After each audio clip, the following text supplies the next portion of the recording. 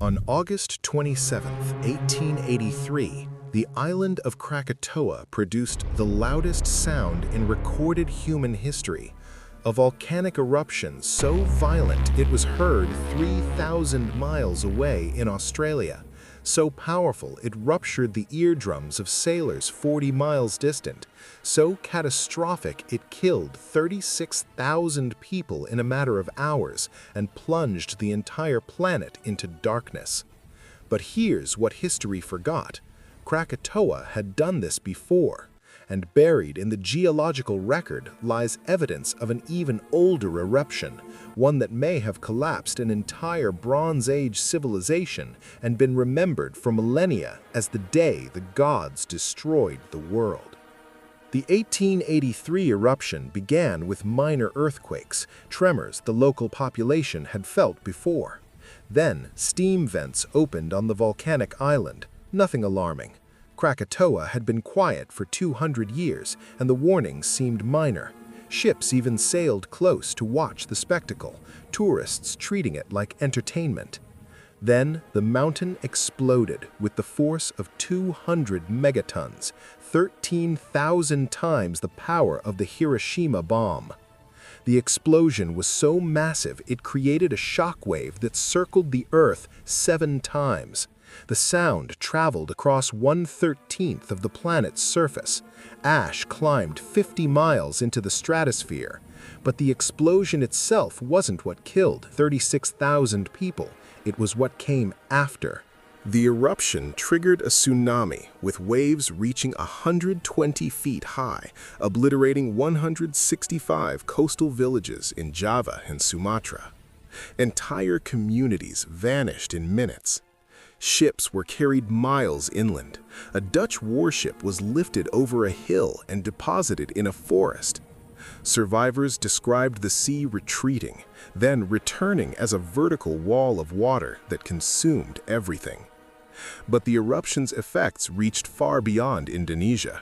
The ash clouds circled the globe, dropping temperatures worldwide by over 1 degree Fahrenheit for 5 years. Sunsets turned blood red across Europe and America. The sky glowed strange colors. Crops failed. Artists painted apocalyptic landscapes they swore were realistic depictions of the sky. The world had changed, and nobody understood why.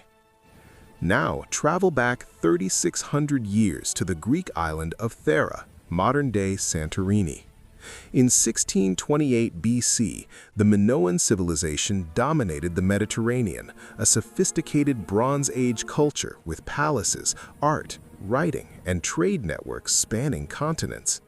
Thera was one of their jewels, a prosperous island with multi-storied buildings, advanced plumbing, and stunning frescoes.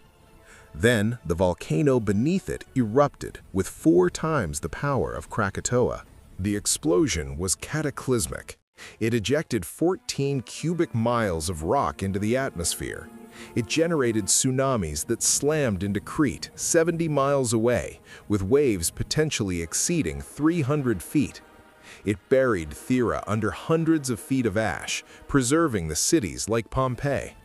And it may have triggered the collapse of the Minoan civilization entirely. The archaeological evidence is staggering. Minoan palaces across Crete show signs of sudden destruction around this time. The civilization never recovered its former power. Within generations, the Minoans had faded into obscurity, their writing forgotten, their cities abandoned. And here's where it gets eerie. The Thera eruption may have inspired one of humanity's most enduring legends, Atlantis.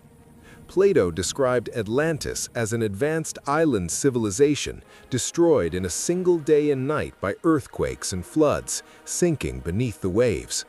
For centuries, scholars dismissed it as pure fiction, but the details match Thera almost perfectly: an island civilization, sudden destruction, disappearance beneath the sea. Even the timeline aligns when you account for errors in ancient Egyptian chronology. What if Atlantis wasn't myth? What if it was a garbled memory of a real catastrophe, passed down through generations until it became legend? The terrifying truth is that supervolcanic eruptions don't just destroy civilizations, they erase them so completely that survivors can't even accurately describe what happened. The trauma becomes mythology. The facts become gods and monsters. Today, Santorini is a tourist paradise.